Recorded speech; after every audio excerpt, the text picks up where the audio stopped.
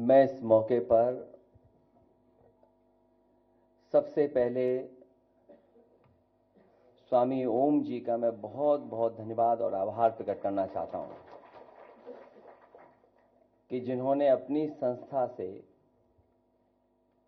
आदरणीय उदय प्रताप सिंह जी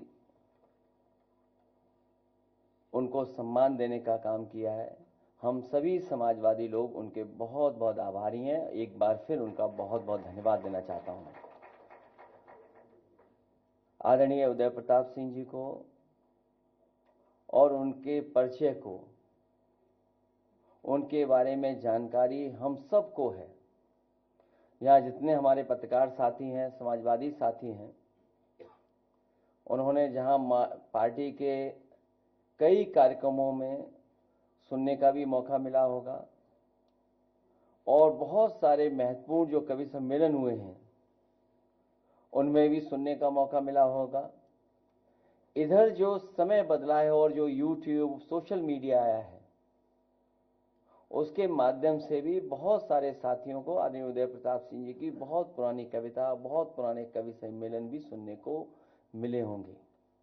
आदरणीय उदय प्रताप सिंह जी न केवल हमारे आपके बीच के हैं, बल्कि पूरे देश के, और अगर हम देखें अंतर्राष्ट्रीय स्तर पर, अगर कोई आज के समय पर सबसे बड़ा कवि दिखाई देता है तो आदरणीय उदय प्रताप सिंह जी दिखाई देते हैं। जहां आदरणीय उदय प्रताप सिंह जी नेताजी के गुरु रहे, नेताजी को सिखाया, नेताजी को आगे बढ़ाया, नेताजी के ही राजनीतिक क्षेत्र में, और जहां से नेताजी और आदरणीय उदय प्रताप सिंह जी निकले, दोनों लोग राजनीति के और समाज की ऊंचाइयों तक पहुंचे। ऐसे कम लोग होंगे जो इस तरह का संबंध, इस तरह का व्यवहार रखते रहे होंगे। सोचिए कि नेताजी जहां नेताजी के गुरु थे, वहीं नेताजी आदरणीय उदय प्रताप सिंह जी के नेता भी बने। और मुझे वो याद है, मुझे उम्मीद है उसके बाद वो कविता जरूर सुनाएंगे।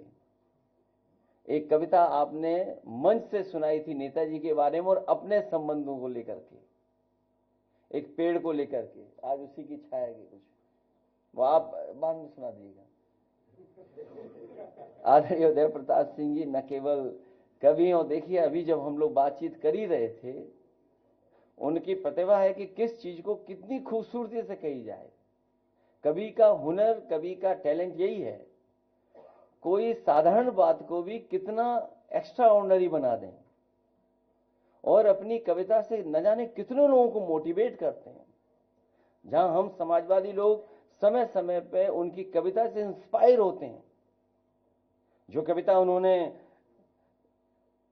कभी पढ़ी होगी और उस कविता का महत्व तो आज भी है उतना ही जितना उस समय रहा होगा। और मुझे याद है एक त्योहार के समय पर जब मुझे पूरे देश के नेताओं को सम्मान देना था और उनको अपनी तरफ से शुभकामनाएं देनी थी, तो उस समय मैंने बहुत सोचा कि मैं क्या शुभकामनाएं दूं और क्या उस कार्ड में लिखूं जो देश के सभी नेताओं तक बात पहुंच जाए। आदरणीय उदय प्रताप सिंह जी को याद होगा, मैं मुख्यमंत्री था जब कार्ड में सब जगह बांट रहा था, भेज रहा था। उस समय कार्ड पे मैंने वही कविता आपकी लिखी थी कि ना तेरा है ना मेरा है, हिंदुस्तान सबका है, और ये बात न समझी गई तो नुकसान सबका है। वो कविता उस समय भेजी थी और आज भी उस कविता का महत्व बनता है। तो न जाने कितनों को इंस्पायर करते हैं आप, मोटिवेट करते हैं। और जो सच्चा कवि होता है वो पॉलिटिकल और समाज को कभी न कभी दिशा देता है। वो सरकार के रुतबे से उस पर कोई प्रभाव नहीं पड़ता, सरकार का दबाव उस पर कुछ नहीं पड़ता है। सच्चा कवि वही है, और उसमें से आदरणीय उदय प्रताप सिंह जी हैं जो सरकार हो चाहे किसी की, जो अपनी बात कहनी है इस ढंग से कहते हैं कि वो बात वहां तक पहुंच जाती है।